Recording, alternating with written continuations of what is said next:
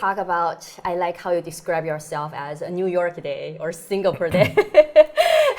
So that you have to manage, probably I can imagine a team from multicultural background, and then you will have to interact with other managers from different cultural background, right? So any tips or advice of working with a group, a team, or managing a team that from very different background, culturally or... So you learn.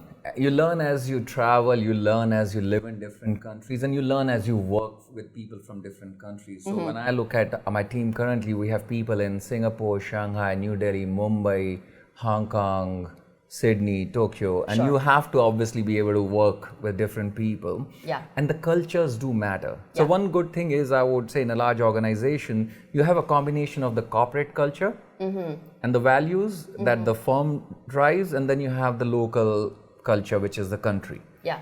And you get a mix of that, which makes it a little easier, but nevertheless, you absolutely still have to be able to understand the different cultures and how they work.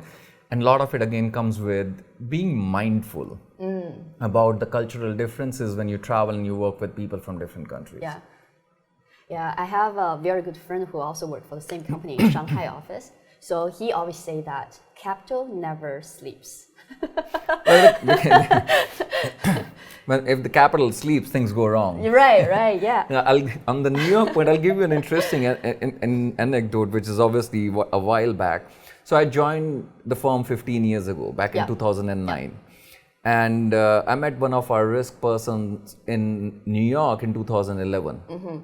And he did not realize for 2 years that I was not living in New York. He thought I live in New York because I was on a lot of different calls. But I was just because it's a large office, I was on a different floor in the building. Yeah. I think that's part of being in a global organization. Yeah. So one of the concepts we talk in class is called global cities. So like, Singapore, of course, many of the cities in Singapore, they're by nature global cities, and Shanghai, New York, Mumbai, Dubai. So for the global cities, it's starting to become so similar in the sense that you don't really feel they are different. So they are similar, they converge in many ways in terms of the value, efficiency, and also maybe just even culturally. So they kind of like not exist in certain country, but they are the global city. What's your view about this global city? Do you agree with that? I think I do agree to a large extent, not 100% though, and I'll tell you why. I think when you look at it from a corporate standpoint or from a business standpoint, a lot of these global cities have similarities because in the end, they are all cosmopolitan. They all have people from different parts of the world working together. So it's somewhat of a melting pot in every single city or country, right? So that brings a level of similarity. But at the same time, depending on which part of the world you are in, you will have an element of the local culture of the country or the city. Yeah. You still have to be mindful of that because that's what brings some level of differentiation despite the similarities that you have a global pool of talent working together in any of those cities, which is obviously makes it easier, but you still have to be mindful about that local culture. True. So if I ask you to give some tips to my students who want to work in this sector, or maybe like asset management, or maybe even more general investment or financial sector, what advice would you give to my MBA students? So a few things. The first, in terms of experience, I'm a big fan of learning where the markets are deepest. So if you're starting, New York is a great place in the investment industry or in the financial sector broadly, I would argue. And I think that really is something that helps, especially in the early stages of the career. And the second is, if for people who are keen on certain industry, and I was talking to some of the undergraduate students earlier this morning, and I said, you still have to think about when you're focusing on certain industries, I'll put it in 4 broad buckets, what you need to do as you go and start interviewing and you talk to these companies. The first, you always have to spend time learning what's happening in the world. What's driving the world? What are the key mega forces? What's changing? The second, you need to understand what's the implication for the industry. So investment management, when we talk about the mega forces or the big changes, what does it mean for investment management as an industry? The third is then where does the company sit in that industry structure, and what's the company doing, what's right, what's obviously can be done better, and what's the strategy of the business. And the last part of the equation is the human element, which is when you're going for an interview, you're meeting someone, you always want to do your homework on 1, 2, 3, and also the 4, which is do your whatever background you can find on the people you're going to meet. Because humans have biases. Right. And you have to at least have a basic understanding of the different people you're going to meet. So it gives you a perspective even before you enter the room. Right. Yeah, I totally agree. So we always talk about, in my class, we talk about you need to understand the general environment, the macro environment. Although not everybody is interested in politics or macro environment, you have to know what's going on. More importantly is you need to know its implication for your focal sector, for your focal firm, right? Yep. So this problem identification, you need to know how to identify a problem. Problem could be an untapped opportunity or could be a threat. Yep. And then you also need to solve the problems, right? So basically problem solving are the skills we really need to figure it out. Yes, absolutely. Right. So now looking back, if you can time travel, what would you say to yourself, like say, I don't know, 10 years ago, 20 years ago? What are the things you wish you have done, you didn't at the time? So that's a very good question. If it's 20 years back, maybe not too many different things. I would say one, I should have spent more time, in fact, learning some more foreign languages and understanding more cultures. I did learn the cultural aspect with time, with experience. I never had put explicit effort when I was in college or in the grad school. And the second is, which I think is interesting because it's becoming irrelevant or less critical, is I never learned coding. And or very basic. And one thing maybe it will change as we go from the AI to Gen AI, the need for people to learn coding might go down. So I think that part of my handicap is actually not going to be a gap. But I think there are few things when you look forward, you can always try to plan and say what are the core competencies that will make you successful. And obviously the culture part becomes, if you want to work globally, becomes quite important. And I think there's obviously an element of what you can learn by just reading, and then you obviously learn it better when you live in these places. Yeah. Oh, that was awesome. I like how you pick a soft part, like culture, language, another like hard, like quant, like coding, data. So I think those are like a great combination.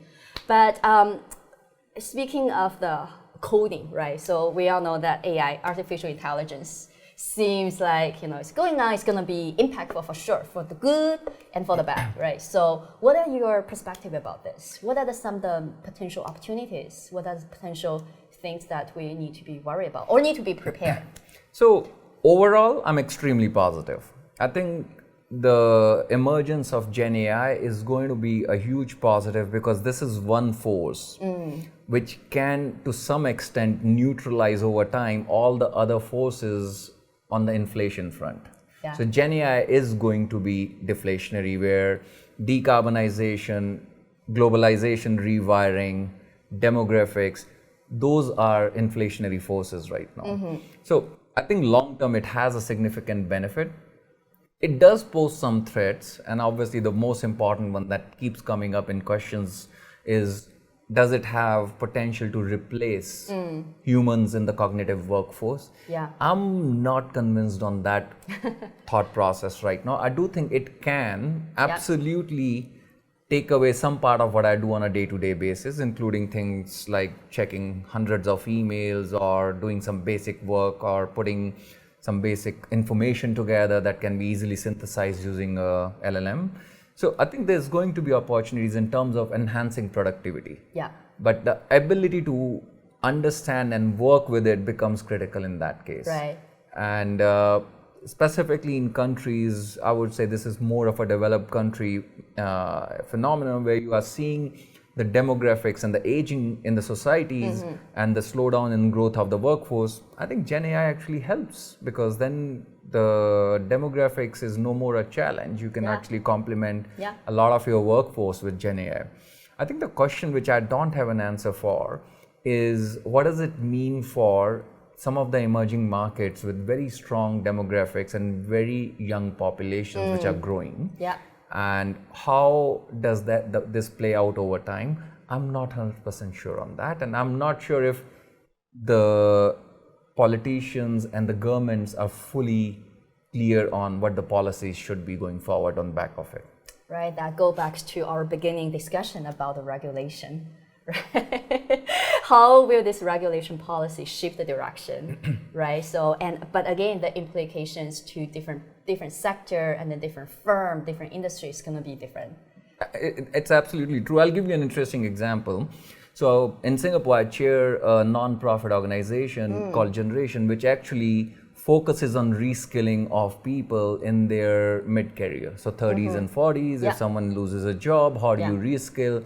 And a lot of the initial focus we had in the last few years was actually teaching people how to prepare to find a job in technology sector. So cloud computing, coding, and other things. Now, last few months, and this is a project which is ongoing, we've been spending a lot of time, and we're getting some help from McKinsey on that, is to actually re-underwrite our strategy for the next 5 years. And one of the topics which obviously is defined in the problem statement is the implication of Gen AI. Yeah. And what do you train people for, specifically in the cognitive workforce going forward? Yeah. So I know that McKinsey, one of your former employer, right? So they've been spending a lot of research on digitalization, right? And also nonprofit, as another thing we talk about, I think is also a relatively understudied sector by many in academia for sure. So we're starting to pay more and more attention on nonprofits. So I think something you mentioned is really interesting, like, you know, the nonprofit, what's the role of nonprofit sector? Simple things like volunteering, and also what are the roles of the nonprofit can help with the sustainability space, right? So I was wondering, based on your board experience there, right? So are there anything we can do to help let the nonprofit sector play a bigger role? What are the things? What are any implications? I think the most important thing in my mind is, I think and it might vary a little bit by country, but one of the most important things, the role that nonprofit plays, is to give people a chance to give back to the society. That's the most fundamental view, that basically why there is so much growth in the nonprofit sector. Whether you do it through volunteering, or you do it through donations, or you do it through other ways. There's different ways to do it. And I think that's where increasing that awareness for people to start the process of giving back early, whether it's for education, whether it's for decarbonization, whether it's for other purposes. I think governments can do a much bigger or much better job in increasing that awareness for the society to prepare early to give back. Yeah, so I like how you talk about giving back. That makes people happy, right? You feel fulfilled. You have a purpose. You absolutely. You work you spend time for a purpose, and when you see something going well, it does give you a lot of fulfillment as a person, as a human.